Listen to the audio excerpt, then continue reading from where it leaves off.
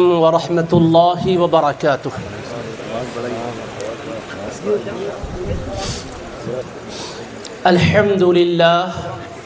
الحمد للہ رب العالمین، والصلاة والسلام على حبیبہ خاتم الانبیاء وسید المرسلین، وعلى آلہ الطیبین الطاہرین واصحابہ الاکرمین الافضلین، وعلى من أحبهم وتبعهم بإحسان إلى يوم الدين أجمعين. أما بعد، فقال الله سبحانه وتعالى في كلامه العظيم: أعوذ بالله من الشيطان الرجيم، بسم الله الرحمن الرحيم. ومن أعرض عن ذكري فإن له معيشة ضنكا ونحشره يوم القيامة أعمى قال رب لم حشرتني أعمى وقد كنت بصيرا قال كذلك أتتك آياتنا فنسيتها وكذلك اليوم تنسى.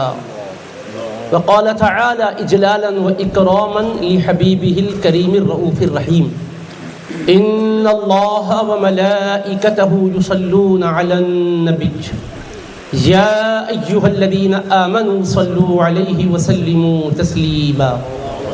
اللهم صل على سيدنا محمد وعلى آله وصحبه أفضل صلواتك وعدد معلوماتك وبارك وسلم. رونق اسٹیج معزز علماء کرام، مشائخ اعظام، دانشوران قوم و ملت، مختلف تعلیمی تنظیمی تحریکات کے صدور و ذمہ داران، منتظمین اجلاس، بزرگان محترم، مکرم حاضرین و سامعین، عزیز طلباء، اللہ رب العزت کا ہم شکر بجا لاتے ہیں کہ اس نے ہمیں اپنے حبیب کریم علیہ الصلاۃ والسلام کی نسبت سے قرآن مجید جیسی عظیم المرتبت رشد و ہدایت پر مبنی کتاب حق و صداقت عطا فرمائی ہے۔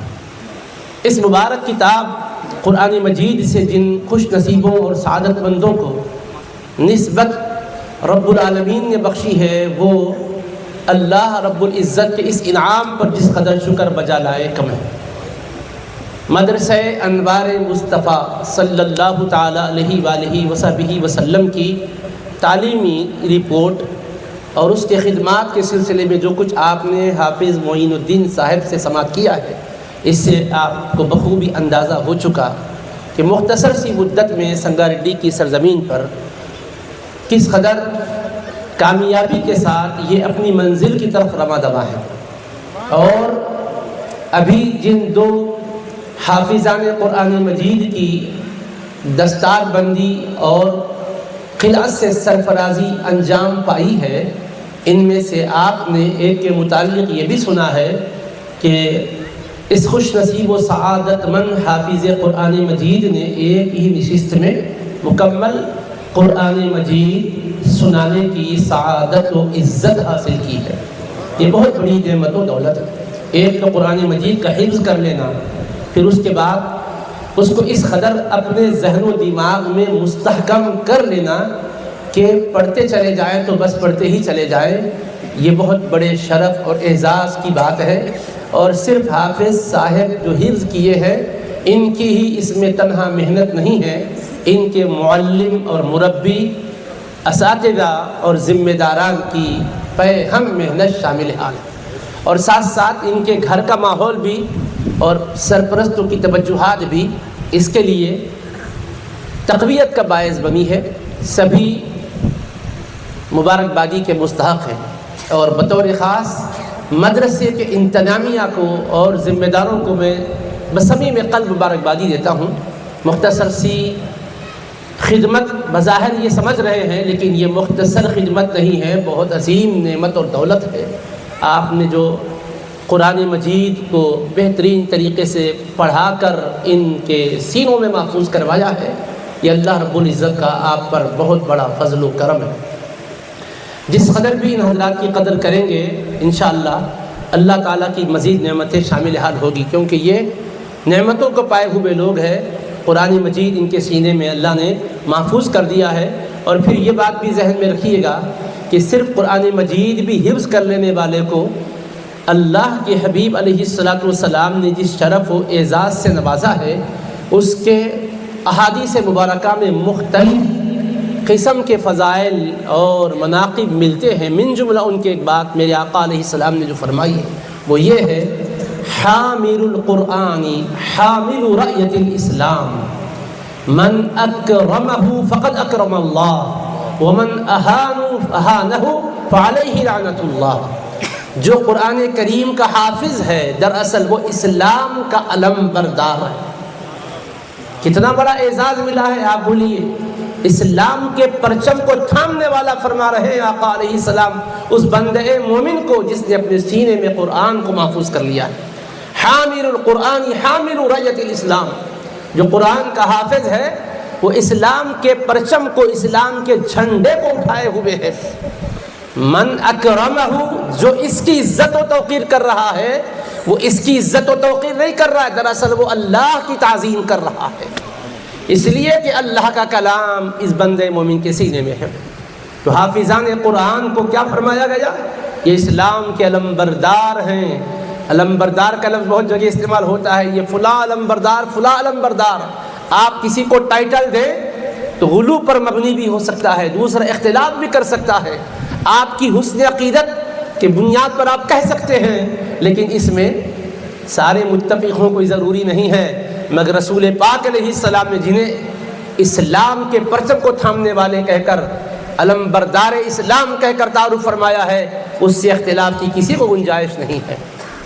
اور اعزاز کتنا ہے، کیا مقام ہے حضرت مولا کائنات علی مرتضیٰ کرم اللہ وجہہ الکریم سے مروی حدیث کو جامع صغیر میں امام سیوطی نے بیان فرمایا ہے کہ اللہ کے حبیب علیہ الصلاۃ والسلام نے فرمایا، ادیبوا اولادکم علی ثلاث خصال، حب نبیکم وحب اہل بیتہ وقراءۃ القرآن فإن حملة القرآن في ظل الله يوم لا ظل إلا ظلہ مع انبیائہ واصفیائہ۔ سبحان اللہ۔ اے لوگوں، تم اپنے بچوں کی تین باتوں پر تربیت کرو، پہلے نبی پاک علیہ السلام کی، اپنے نبی پاک علیہ السلام کی محبت ان کے دلوں میں بساؤ، اور اہل بیت اطہار کی محبت ان کے دلوں میں جاگزی کرو، اور اس کے بعد انہیں قرآن پڑھنا سکھاؤ، کیونکہ قرآن کے حافظ حضرات بروز محشر اللہ کے سایہ رحمت میں ہوں گے، جس دن اللہ کی رحمت کے سائے کے سوا، رحمت خدا کے سائے کے سوا کوئی سایہ نہیں ہوگا۔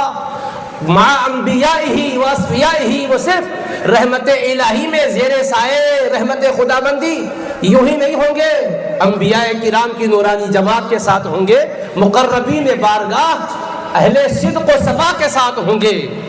یہ قرآن مجید کی نسبت سے ان کو شرف و اعزاز عطا کیا جائے گا۔ اب رہا ماں باپ کو کیا ملے گا، آپ نے مجھ سے پہلے علماء کرام سے سن لیا، میں اس کو دہرانا نہیں چاہتا ہوں، بس میں اب اس کے ساتھ ساتھ اختتامیہ کے طور پر دو باتیں آپ کے سامنے رکھنا چاہتا ہوں۔ ایک تو یہ کہ قرآن مجید جس عظیم کتاب کا نام ہے وہ رشد و ہدایت کی کتاب ہے، محض تلاوت اور مطالعے کی کتاب نہیں ہے کہ تلاوت کے اوپر ہی ہماری توجہ مرکوز رہے اور حفظ ہی پر ہماری توجہ مبذول رہے، بلکہ یہ کتاب ہدایت ہے۔ اس کتاب کا تعارف کس طرح سے کروایا گیا؟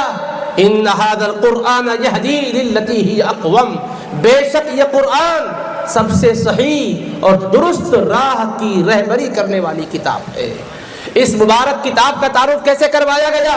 لقد انزلنا الیکم کتابا فیہ ذکرکم افلا تعقلون، بالیقین لوگوں ہم نے اپنے حبیب پاک کی معرفت تمہاری طرف عظیم کتاب قرآن مجید کو نازل کیا ہے، اس میں تمہارا شرف ہے، تمہاری عزت ہے، تمہاری بلندی ہے، تمہارا وقار ہے، تمہارے اوج اور کمال کا راز ہے، اور خود اس میں تمہارا تذکرہ ہے۔ افلا تعقلون، کیا تم عقل سے کام نہیں لیتے؟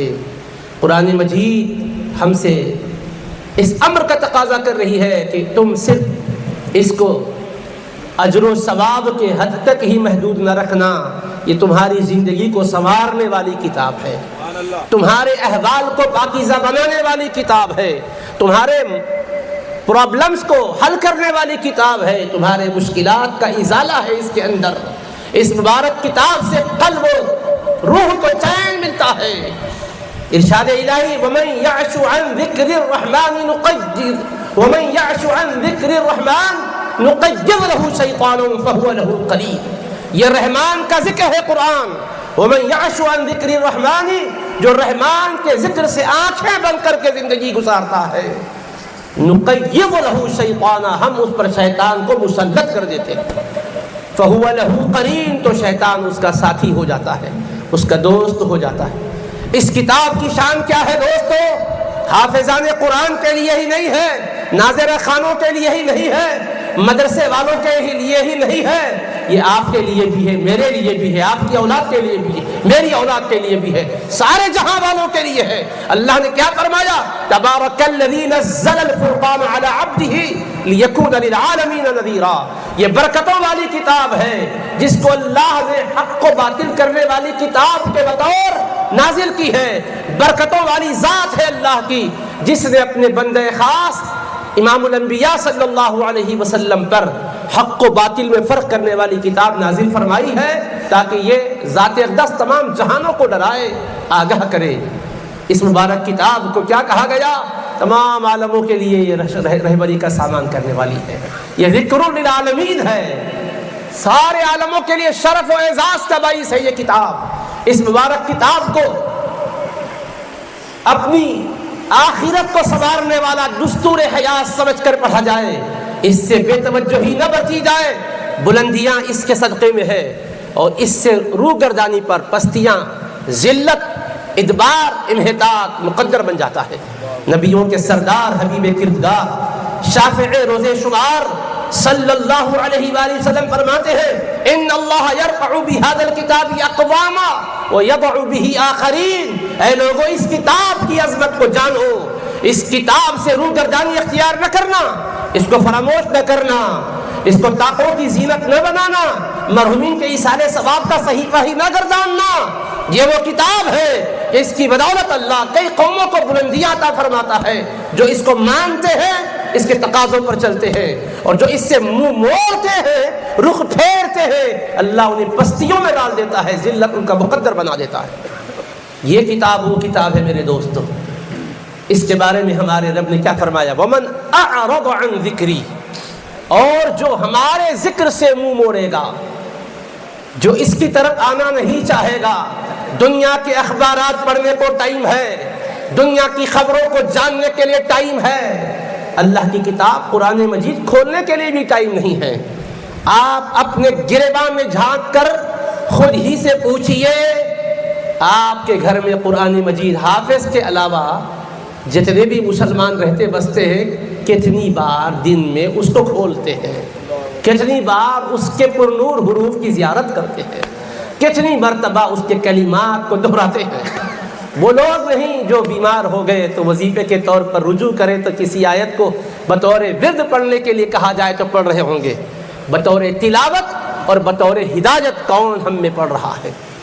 میں آئینہ آپ کے سامنے رکھ رہا ہوں، میں نہیں کہتا ہوں کہ ایسا کرو ویسا کرو، ان کی سیرت آئینہ ہے، آئینہ دیکھا کرو۔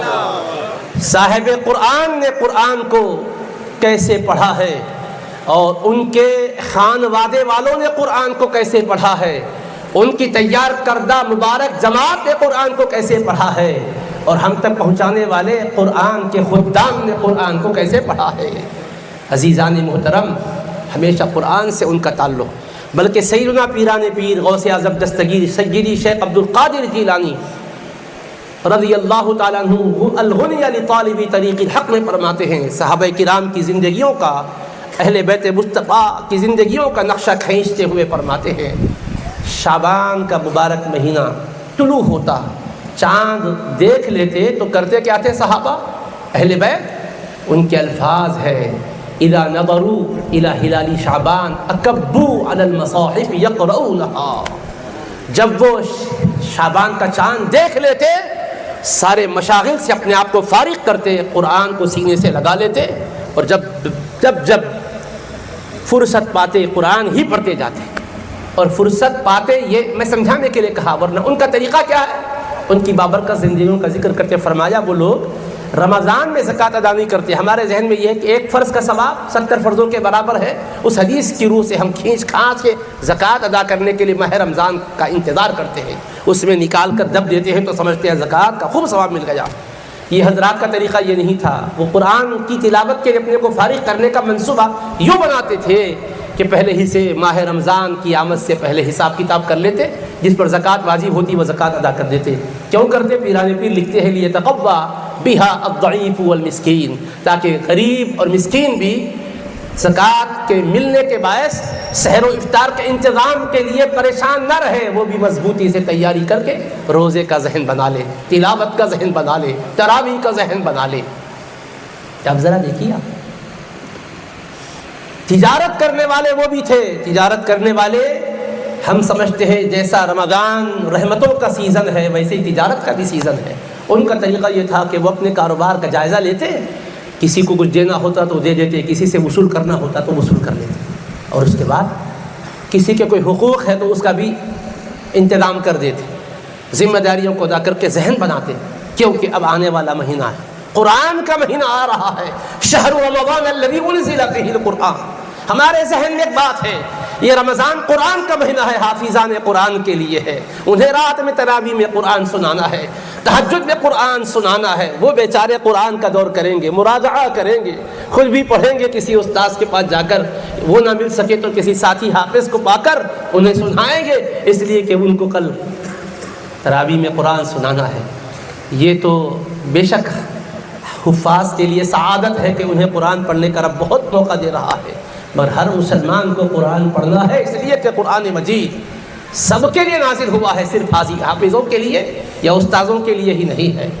وہ بیان کر رہے ہیں پیران پیر کہ اس زمانے میں طریقہ یہ تھا، ہر کوئی قرآن مجید ہاتھ میں لیا ہوا قرآن پڑھ رہا ہے، اور عجیب ذوق ہے قرآن کا، عجیب وارفتگی ہے قرآن پڑھنے کی، کہ قرآن پڑھتے جا رہے ہیں، آنکھوں سے اشک ہے کہ بہتے جا رہے ہیں، ایک ایک آیت کی تلاوت کر رہے ہیں، اس کو دہراتے جا رہے ہیں، معانی کو اس کے سمجھ رہے ہیں، انوار قرآن کو اپنے دلوں میں بسا رہے ہیں۔ یاد رکھیے جتنے اولیاء اللہ گزرے ہیں، جن سلاسل سے بھی ہم وابستہ ہیں، سارے سلاسل کے بزرگوں کی مبارک زندگیوں میں آپ اگر جاننا چاہیں گے کہ ان کے اوقات کار کیا تھے، سب سے زیادہ وقت اگر ان کا کسی میں گزرتا تھا تو خدا کے کلام قرآن کو پڑھنے میں گزرتا تھا۔ سبحان اللہ۔ ہم تو پارا دو پارے کی بات پر بھی تیار نہیں ہوتے، وہ روزانہ ایک قرآن کیسا پڑھتے تھے ہوں گے، کمپلیٹ قرآن پڑھ رہے ہیں، صبح بھی قرآن شام بھی قرآن، اور جیسا جیسا عمر کا حصہ گزرتا ویسا ویسا شوق قرآن بڑھ جاتا، نماز کا اہتمام، قرآن کی تلاوت کا ذوق یہ غیر معمولی رہا کرتا تھا۔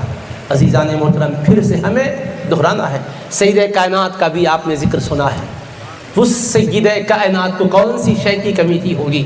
حبیب پاک نے تو پہلے ہی بشارت دے دی کہ اے میری بیٹی، اللہ رب العزت نے تمہیں وہ اعزاز بخشا ہے کہ جنتی خواتین کی تم سردار ہو، حسنین کریمین کو جنتی جوانوں کے سردار ہونے کا ٹائٹل دے دیا گیا۔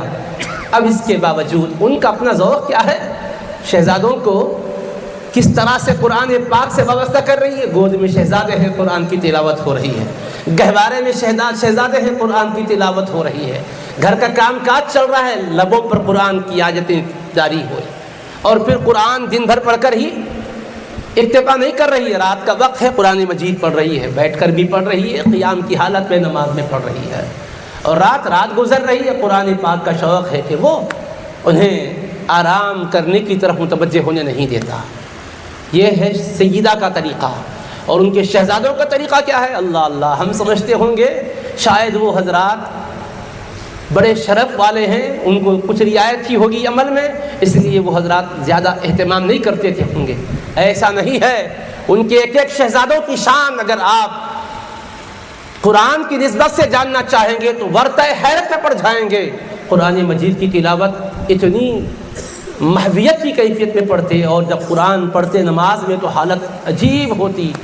حضرت امام زین العابدین رضی اللہ تعالیٰ عنہ، ان کی خدمت بابرکت میں کچھ حضرات آئے اور انہیں اس حال میں دیکھا کہ وہ گھر میں قرآن مجید کی تلاوت کر رہے ہیں اور خدا کے خوف سے اس قدر رو رہے ہیں، دیکھیے آپ، اللہ کے خوف سے رو رہے ہیں، اور کتنا رو رہے ہیں، آنکھ سے آنسو جو بہہ رہے تھے وہ اس قدر بہے کہ پرنال ایسے نیچے گرنے لگے۔ گزرنے والے جب اس مبارک قطرات کو اپنے اوپر گرتا ہوا پائے تو وہ پوچھے کہ یہ پانی کون سا ہے، تو ارشاد فرماتے ہیں کہ گنہگار بندے کے آنکھوں سے بہنے والا پانی ہے، اپنے کپڑوں کو دھو لو، یہی تمہارے لیے بہتر ہے۔ تو قرآن مجید کی تلاوت نے، قرآن مجید کے شغف نے کس قدر متواضع بنایا تھا کہ اتنی عظمتوں کے باوجود اپنے آنکھ سے بہنے والے آنسوؤں کو کہہ رہے ہیں کہ گنہگار کے آنسو ہے، تمہارے کپڑوں پر چھینٹے گرے ہیں تو تم اپنے کپڑوں کو دھو لو۔ اگر وہ گنہگار ہے تو دھرتی پر کوئی نیکوکار بھی ہوگا، جن کے صدقے میں گنہگار معاف ہونے والے ہیں، جن کے لب مبارک جنبش کریں گے تو رب تبارک و تعالیٰ ان کے صدقے میں بخشش فرمائے گا۔ ان کی اپنی بابرکت زندگیوں کا بندگی کے اعتبار سے قرینہ کیا رہا وہ ہمارے سامنے رہنا چاہیے۔ اللہ کے حبیب صلی اللہ تعالیٰ علیہ وآلہ وصحبہ وسلم نے ہمیں شعور و آگہی کی زندگی گزارنے کی تلقین کی ہے کہ یہ کلام مجید جو تمام علوم کا سرچشمہ ہے، جس میں اولین کا بھی بیان ہے، آخرین کا بھی بیان ہے، ہماری زندگی کا کوئی ایسا گوشہ نہیں ہے جس کے لیے ہمیں کسی اور جگہ بھیک مانگنے کے لیے کاسا لے کر جانا پڑتا ہو۔ AI کے دور میں، مصنوعی ذہانت کے دور میں، سیٹلائٹ کے دور میں، ٹیکنالوجی کے دور میں جتنے چیلنجز سامنے آ رہے ہیں، ان تمام چیلنجز کے سامنے آپ کو سرنگوں ہونے کی ضرورت نہیں ہے۔ سر بلندی کے ساتھ آپ آنکھوں میں آنکھیں ڈال کر اہل جہاں کو بتا سکتے ہیں پرابلم تم لاؤ، حل ہم بتائیں گے۔ ہمارے پاس قرآن ہے اور مصطفیٰ کا فرمان ہے، آقا کا دیا ہوا نظام اسلام ہے، پیارے آقا کی سنت ہے، شریعت ہے، آپ کا طریقہ ہے۔ اس قدر مالا مال قوم ہے، گداگروں کی طرح ہم کیوں زندگی گزار رہے ہیں؟ کیوں مرعوبیت کے عالم میں زندگی گزار رہے ہیں؟ کس شے کی کمی ہے؟ ہمارے پاس سونا ہے لیکن ہم اس کو تانبا اور پیتل سمجھ رہے ہیں، اور دوسروں کے پاس کے تانبے پیتل پر سونے کا پانی چڑھایا گیا تو اس کو سونا سمجھ کر کہے واہ کیا اچھا سونا ہے، واہ کیا مالدار ہے۔ اس سے بڑھ کر کون نادان ہوگا جس کو خدا نے قرآن کی نعمت دی ہے پھر بھی وہ سمجھ رہا ہے کہ مجھ سے بڑا بھی کوئی اور ہوگا۔ ارے تم قرآن والے ہو، نبی پاک علیہ الصلوۃ والسلام کی نسبت تمہیں حاصل ہے، تم اس نسبت پر خدا کا شکر کرو، اس نعمت پر ناز کرو اللہ پاک نے تمہیں جو بخشی ہے۔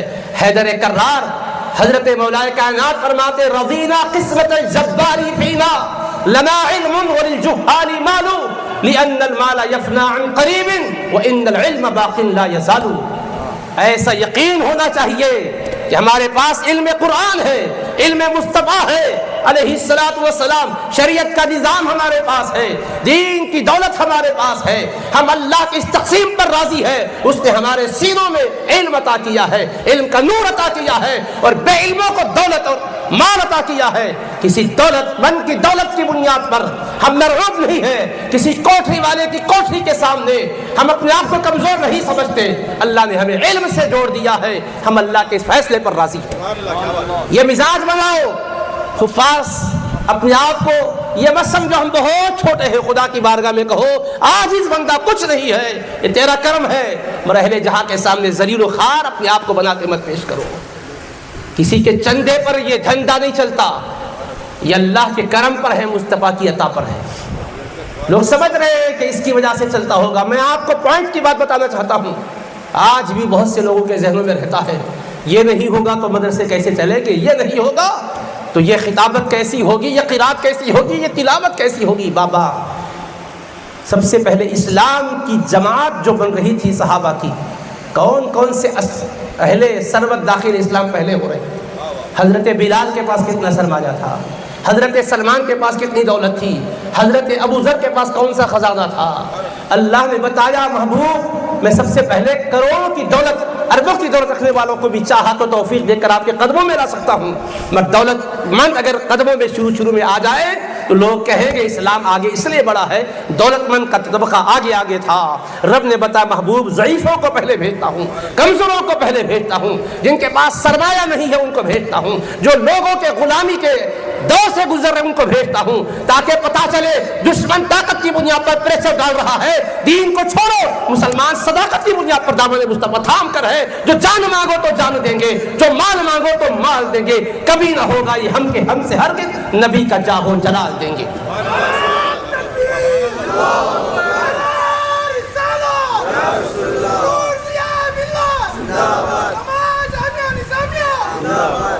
اسی لیے رسول پاک علیہ الصلوۃ والسلام کے پروردہ لطف و کرم مولا کائنات فرما رہے ہیں رضینا قسمت الجباری فینا، ہم اپنے رب کے فیصلے پر راضی ہیں، لنا علم، ہمیں اس نے علم دیا، وللجہال مال، بے علموں کے پاس مال دیا ہے، اور آگے فرماتے لِأَنَّ الْمَالَ يَفْنَى عَنْ قَرِيبٍ، کیونکہ مال عن قریب فنا ہو جائے گا، وَإِنَّ الْعِلْمَ بَاقٍ لَا يَزَالُ، اور بے شک علم باقی رہے گا، ہمیشہ ساتھ دے گا۔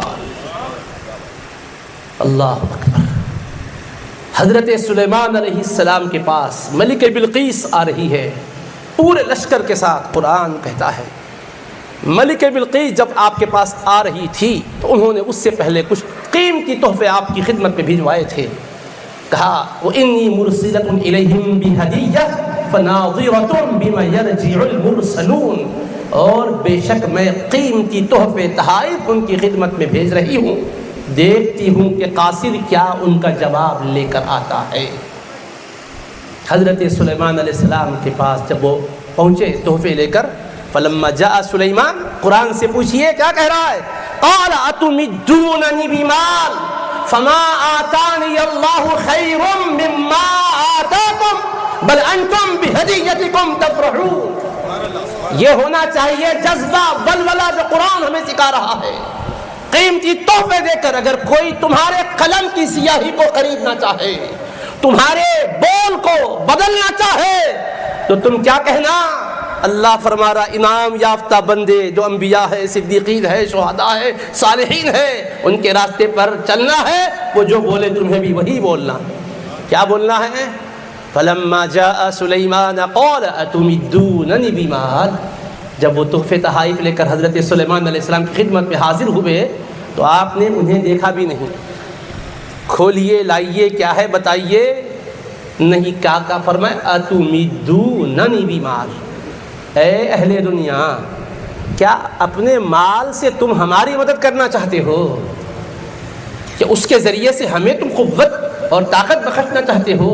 اب آگے سنو، فما آتانی اللہ خیر مما آتاکم، جو کچھ اللہ نے مجھے عطا کیا ہے وہ بہتر ہے اس سے جو اس نے تمہیں عطا کیا ہے، بل انتم بہدیتکم تفرحون، بلکہ تم اپنے تحفوں پر خوش ہوتے رہو، یہ پیسے تمہارے پاس، یہ زیور تمہارے پاس، یہ جوہر تمہارے پاس، یہ نگینے تمہارے پاس، اس پر تم خوش ہو جاؤ، ہماری نظریں اس پر نہیں ہے۔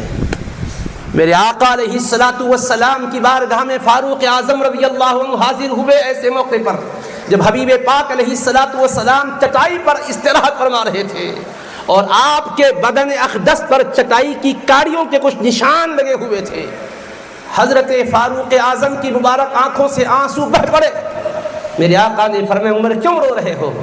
عرض کرتے ہیں حضور قیصر و کسریٰ شاہان دنیا ٹھاڑ بار سے زندگی گزار رہے ہیں، دولت کی فراوانی ہے، مال کی کمی نہیں ہے، آپ نبیوں کے سردار ہیں، حبیب کردگار ہیں، آپ پر اللہ نے آخری کتاب قرآن مجید کو نازل کیا ہے، آپ کے صدقے میں ساری کائنات کو دولتیں مل رہی ہیں، حضور آپ کی سادگی ایسی کہ ایک بستر بھی ایسا نہیں ہے جو راحت جان کا، راحت جسم کا سامان مہیا کرے۔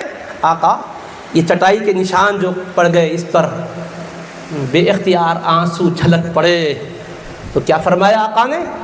اما ترضى یا عمر ان تکون لهم فی الدنیا ولنا فی الآخرہ، اے عمر کہ تم اس بات سے راضی نہیں ہو یہ ساری چیزیں ان کے لیے دنیا میں ہوں گی اور یہ سب چیزیں آخرت میں ہمارے لیے ہوں گی۔ فکر و ذہن دیا جا رہا ہے، قرآن والو، نسبت والو اپنی حالت پر ذلت کی زندگی گزار رہے ہیں کہہ کر نہ سوچو، خدا میں عزتیں بخشی ہے۔ اگر اللہ کا کلام تمہارے پاس ہے، آقا کا بیان تمہارے پاس ہے تو تم بہت بلند ہو۔ میں اپنے سے نہیں بول رہا ہوں، اللہ کا کلام خود فرماتا ہے وَأَنْتُمُ الْأَعْلَوْنَ إِن كُنتُم مُؤْمِنِينَ، اور تم بلندی والے ہو، وَأَنْتُمُ الْأَعْلُونَ نہیں ہے اور تم بلندی والے ہو، وَأَنْتُمُ الْأَعْلَوْنَ تم سب سے زیادہ بلندی والے ہو۔ عالی کہتے ہیں بلند کو، اور اعلیٰ کہتے ہیں سب سے زیادہ بلند کو، اور اعلون اعلیٰ کی جمع ہے۔ قرآن کہہ رہا ہے وَلَا تَهِنُوا وَلَا تَحْزَنُوا، بس ہمت بھی نہ ہو جانا، رنجیدہ بھی نہیں ہو جانا، غالب تم رہو گے، سب سے بلند تم رہو گے۔ ایک کام کرنا، ان کنتم مومنین، تم شرط ہے کہ ایماندار بن جانا، ایمان اگر ہے تو پھر الحمدللہ سب سے زیادہ بلند ہے۔ یہ ذہن میں رکھیے گا۔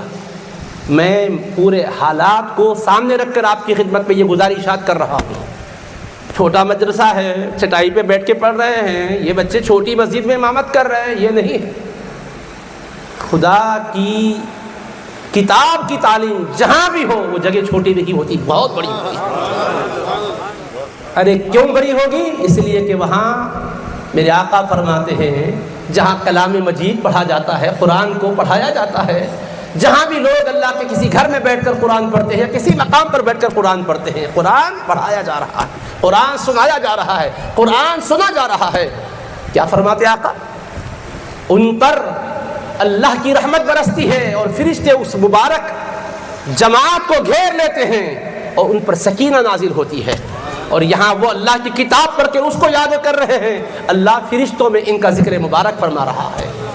چھوٹے ہیں لوگ، اگر کسی بڑے سرمایہ دار کی مجلس میں کسی کا ذکر چھڑ جائے تو کہتے ہیں بھائی آپ کا وہاں تذکرہ ہوا، وہ بار بار پوچھتا ہے میرا ذکر ہوا؟ ارے ہاں ہوا، آپ کو فلاں نے یاد کیا۔ بابا یہ فلاں فلاں یاد کرنے والے یہ فنا ہونے والے ہیں، اور وہ باقی رہنے والی ذات تمہیں یاد کر رہی ہے۔ تم کون ہو؟ اپنی تقدیر پر ناز کرو، قسمت پر خدا کا شکر بجا لاؤ۔ یا اللہ ہم تو اس لائق نہ تھے، تو نے مصطفیٰ علیہ السلام کی نسبت سے ہمیں یہ دولت عطا کی ہے۔ اور اگر اس کے بعد، اس عظمت کے بعد، اس برکت کے بعد منہ موڑ کر چل رہے ہیں، ساری دنیا کی کتابیں پڑھ رہے ہیں، خدا کی کتاب نہیں پڑھتے، اس کے تقاضے کیا ہے نہیں معلوم، اپنے آپ سے پوچھئے گا۔ حفاظ خود بھی اپنے آپ سے پوچھیں، خدمت خود گزاران دین خود بھی پوچھیں، آپ بھی اپنے آپ سے پوچھیں، میں بھی اپنے آپ سے پوچھوں۔ بتاؤ اس آیت میں اللہ کی طرف سے ہمیں کیا ہدایت دی جا رہی ہے؟ اس سورے میں ہمیں کیا پیغام دیا جا رہا ہے؟ یہ پارے کے اندر ہمارے لیے کون سی روشن دلیلیں ہیں؟ اگر واقعی یہ سمجھ رہے ہیں الحمدللہ خدا کا شکر ہے، نہیں تو اس کا مطلب یہ ہوا اتنی زندگی گزار کر اتنے سبجیکٹ پڑھے ہوں گے، بہت اعلیٰ دماغ ہوں گے، لیکن یہاں آپ کا دماغ اعلیٰ نہیں ادنا ہے آپ، اس لیے کہ جو کتاب ایک اللہ نے دی ہے اس کتاب کے صفحات متعین ہے، پارے متعین ہے، سورے متعین ہے، آیتیں متعین ہے۔ بابا اس کو تم نے ابھی محفوظ نہیں کیا، اس کے انوار تمہارے دل میں نہیں اترے، اس کے اندر کی تعلیمات سے تمہارا سینہ خالی ہے، باقی تم کہتے ہوں گے یہ آتا وہ آتا، مجھے نہیں معلوم۔ تم یہ بتاؤ خدا نے جس کتاب کو مصطفیٰ کے ذریعے سے دے کر فرمایا اتل ما اوحی الیک من الکتاب واقم الصلاۃ، حبیب ہدایت دیجیے لوگوں کو، اس کتاب کی تلاوت کیجیے جو آپ کی طرف وحی کی گئی ہے، اور نماز قائم کیجیے۔ کتاب انزلناہ الیک مبارک لیدبروا آیاتہ ولیتذکر اولو الالباب، یہ برکتوں والی کتاب جو ہم نے نازل کی ہے اس لیے نازل کی ہے تاکہ اس کی آیتوں میں غور و فکر کریں اور نصیحت حاصل کرنے والے عقل والے نصیحت حاصل کریں۔ قرآن کیوں دیا گیا؟ غور کریں اس کی آیتوں کو، ہدایات ہے اس کے اندر، اس میں آیات کے اندر ہمارے ایمان کی تفصیلات بیان کی گئی ہے، عبادات کی تفصیلات بیان کی گئی ہے، معاملات کے طریقے بتائے ہیں، طرز زندگی کو بتایا گیا ہے، ذہنی الجھن کیسے دور ہو اس کو سمجھایا گیا ہے۔ دیکھیے آپ آج ہر کوئی شکوہ کر رہا ہے دولت بہت ہے مگر چین نہیں ہے، گھر بنا لیا مگر سکون نہیں ہے، رات میں سونا چاہتا ہوں نیند آتی نہیں ہے، اور ایک غریب فقیر کو فٹ پاتھ پہ نیند آ جاتی ہے، گاڑی میں بیٹھے بیٹھے نیند آ جاتی ہے، تھوڑی سی نیند کیا آ جاتی ہے، صبح میں وہ فریش نکلتا ہے۔ اور یہ محترم کا حال یہ ہے کہ جمائیوں میں جمائیاں لے رہے ہیں اور جمانے کی ہی فکر ہے، جمائیوں پر جمائیاں، اور ادھر جمع پر جمع ہی، جمع پر جمع ہی، جمع پر جمع ہی، پھر تما پر تما ہی، تما پر تما ہی، اور دین کی راہوں میں منع پر منع ہی، منع پر منع ہی چل رہا ہے۔ ادھر آئے تو منع ہے، اور ہو تما ہے، جو آ گیا جمع ہے۔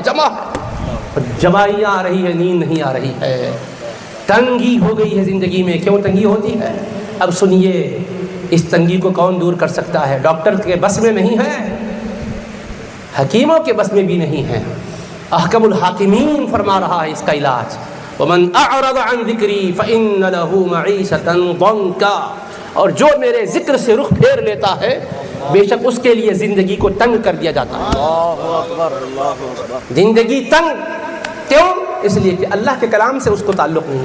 لوگوں نے اس طرح سے زندگی کے طریقے بتا دیے ہیں کہ قرآن بس اس کو ہاتھ لگانے کو تیار نہیں۔ ہمیشہ یہ باپ نہیں پڑھے تھے تو ارے وہ غلطی کرے اب کیوں کرنا، نہیں پھر ہم ارے ہمارے ابا بھی نہیں پڑھے ہم کیا پڑھیں، ارے بے وقوف باپ نہیں پڑھے سو وہ کیوں بول رہا تھا، اپنے والد کی بے خبری پر لوگوں کو کیوں گواہ بنا رہا، پڑھے ہوں گے نہیں پڑھے ہوں گے، خود کو اپنے آپ کو سنوارو، اپنے گزرے ہوئوں کے عیوب کو مت بیان کرو، گزر گئے۔ تو قرآن حدیث کی تعلیم یہ ہے، میرے آقا علیہ السلام فرماتے اذکروا محاسن موتاکم، اپنے مرحومین کی نیکیاں بیان کرو، اچھائیاں بیان کرو، وکفوا عن مساویہم، ان کی برائیاں ہو بھی تو چپ ہو جاؤ، زبان بند کرو، اس کو مت بیان کرو، لوگوں کے زندگیوں کو کھنگالنے کی کوشش مت کرو، خود کو اپنے آپ کو سنوارو، نکھارو، یہ تعلیم دی ہے۔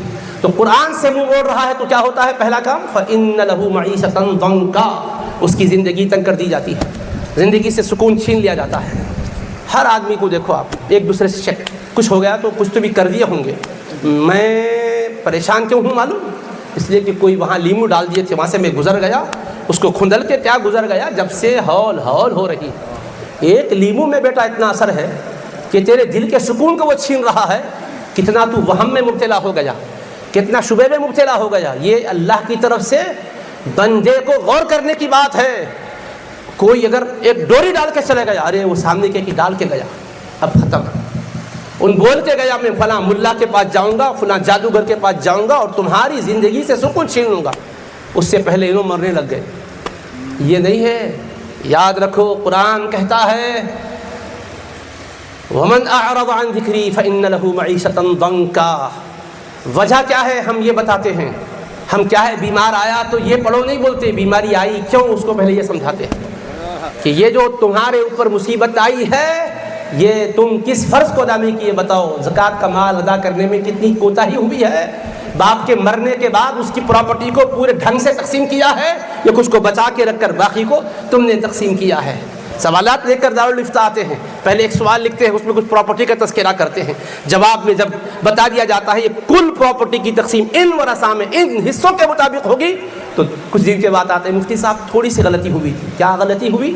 سوال میں ہم نے ایک پراپرٹی جو لکھی تھی نا وہ مرحوم کی دراصل نہیں تھی، وہ زندگی میں بیچ چکے تھے، ذرا ہم چاہتے کریکشن ہو جائے۔ واہ رے کریکشن، پہلے کلیکشن اب پھر کریکشن پھر کرپشن۔ یہ صورتحال ہمارے سماج کی ہے، ہم رو رہے ہیں یلیا ملیا پوشیا پر۔ میں کہہ رہا ہوں یہ مرثیہ پڑھنے کا مزاج میں نہیں بنانا چاہتا ہوں، نہ ماتم کرنے کا مزاج بنانا چاہتا ہوں۔ میں کہنا چاہتا ہوں خود کو دیکھیے، اسباب ہمارے پاس ہے تباہی کے، ہم اس کو دور کریں گے تو کامیابیاں ہمارے قدم چومے گی، فتح و نصرت ہمارے ساتھ رہے گی۔ بھائی یہ کسی پارٹی میں آ کر ہمارے کو یہ نہیں سکھایا ہے، ہمارے نفس نے ہمیں ورغلایا ہے، حقوق پامال ہے۔ اب اس کے بعد کہتے ہیں کیا کروں، بچہ پڑھنے کے لیے شریک کرائے تو پڑھتا ہی نہیں، بار بار ایگزام میں فیل ہوتا چلا جا رہا ہے، فیل نہیں تو پاس ہوگا۔ کتنوں کی آہیں تم نے لی ہے، کتنوں کا ظلم تم نے اپنے سینے پہ لے لیا ہے، کتنوں کا پاپ ہے۔ یہ جرائم کی پہلے توبہ کرنا چاہیے۔ ایک مثال دیتا ہوں میں، سیدی حضرت ابو الوفا افغانی قبلہ رحمۃ اللہ علیہ کا دور تھا، جمعہ کی نماز پڑھ کے نکل رہے تھے، ایک نوجوان آ کر روتا ہوا کہنے لگا حضرت حالات بگڑ گئے ہیں، دعا کیجیے، کوئی وظیفہ بتائیے۔ اللہ والوں کا انداز دیکھو، حضرت اس کے دکھ کو سننے کے بعد فرماتے دیکھو میاں جو بلائیں آتی ہے گناہوں کی وجہ سے آتی ہے، اللہ کی بارگاہ میں استغفار کرو، توبہ کرو، تمہارے یہ حالات درست ہو جائیں۔ ہم یہ نہیں سوچ رہے، ہم چاہتے ہیں کہ علاج ایسا ہو جائے کہ دولت آتی جائے اور اس کے بعد دوسرے ہمارے حقوق جو ہے اس کی طرف توجہ اور دھیان نہ رہے۔ تو میں عرض کرنا چاہ رہا ہوں، سنو میرے مسلمانوں، قرآن جیسا عظیم کلام ہمارے پاس ہے، اس سے ہمارا تعلق قائم ہونا چاہیے، پیغمبر اسلام سے عشق و محبت کا تعلق ہونا چاہیے، اطاعت و اتباع کا تعلق ہونا چاہیے۔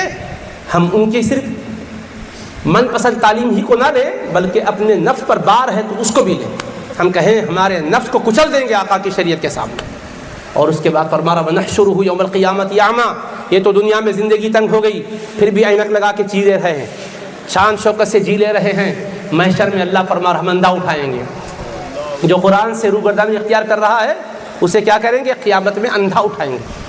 قال، اس کو کہنے کا موقع بھی دیں گے، کہے گا ربی لما حشرتنی اعمیٰ، اے میرے پروردگار تو نے مجھے نابینا کیوں اٹھایا؟ وقد کنت بصیرا، میں تو آنکھ والا تھا، دیکھا کرتا تھا، مجھے نابینا پیدا نہیں کیا تھا، نابینا اٹھایا کیوں؟ جب پیدا ہوا تو بینا تھا، زندگی بھر بینا تھا، جب موت آئی تب بھی بینا تھا، قبر سے اٹھتے وقت نابینا کیوں ہو گیا؟ میری یہ بینائی کیوں چلے گئی؟ رب فرمائے گا قال کذالک اتتک آیاتنا فنسیتھا وکذالک اليوم تنسا، اسی طرح ہماری آیتیں تجھ تک پہنچی تھیں، تو نے انہیں بھلا دیا تھا۔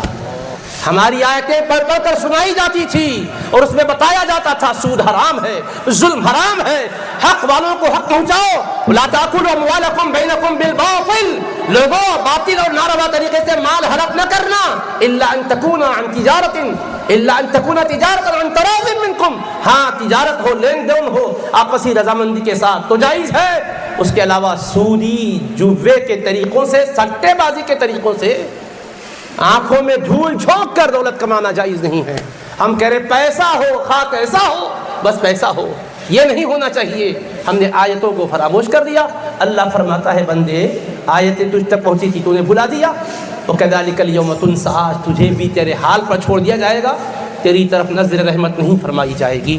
تو قرآن مجید سے تعلق جوڑنا ہے، یہ مدرسے قرآن سکھانے کے مراکز ہیں، اور جو مدرسہ آج جس کے سالانہ جلسے میں آپ ہم شریک ہیں، مدرسے انوار مصطفیٰ، ابھی میں دیکھ کر آیا ہوں 300 گز پر کچھ زائد انہوں نے زمین خریدی ہے مخیر حضرات کے تعاون سے، اور تعمیر کا سلسلہ بھی الحمدللہ شروع ہو چکا ہے۔ آپ حضرات اگر چاہتے ہیں کہ آپ کے نونہال ایسے حافظ بن کر نکلے، نام کے ہی حافظ نہیں، واقعی قرآن مجید کو سینوں میں ایسے محفوظ کر لے، جب کہا جائے پڑھنے کو تیار، اس قدر ان کو عبور حاصل ہو جائے، تو ایسے مدرسوں کا تعاون کیجئے، دست تو بازو بن جائیے۔ یہ کام قیامت میں ہمارے لیے نجات کا ذریعہ بننے والا ہے۔